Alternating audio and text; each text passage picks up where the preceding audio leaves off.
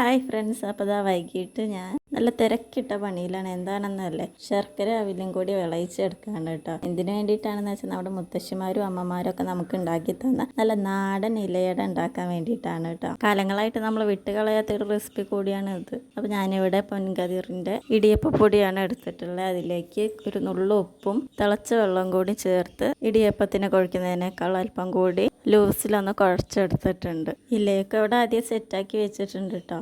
പിന്നെ ഇത് ഇലയിലേക്ക് നമുക്ക് നല്ല തിന്നായിട്ടൊന്ന് പരത്തി കൊടുക്കാം. അതിനുശേഷം പകുതി വരെ ഈ ഫില്ലിംഗ് ഒന്ന് നിറച്ച് മടക്കിയെടുത്ത് വെയിൽ വെച്ച് വേവിച്ചെടുക്കും. അരി പൊടിച്ചെടുത്ത് നമുക്കിത് ഉണ്ടാക്കാം കേട്ടോ. പക്ഷെ ഞാൻ എളുപ്പപ്പണിക്ക് വേണ്ടിയിട്ട് അരിപ്പൊടി എടുത്തതാണ്. അപ്പോൾ ചൂടോടെ തന്നെ നമുക്കിതൊന്ന് തുറന്ന് നോക്കിയാലോ. ഇത് ഇലയിലൊന്നും ഒട്ടും ഒട്ടിപ്പിടിച്ചിട്ടില്ല. ഈസി ആയിട്ട് കട്ട് ചെയ്തെടുക്കാനൊക്കെ പറ്റുന്നുണ്ട്. നമ്മളിതിൽ എണ്ണയോ ഓയിലോ ഒന്നും യൂസ് ചെയ്തിട്ടില്ല. എല്ലാവരും ട്രൈ ചെയ്ത് നോക്കുക. അപ്പോൾ വീഡിയോ ഇഷ്ടപ്പെട്ടാൽ എല്ലാവരും മറക്കാതെ സബ്സ്ക്രൈബ് ചെയ്ത് സപ്പോർട്ട് ചെയ്യണേ. താങ്ക്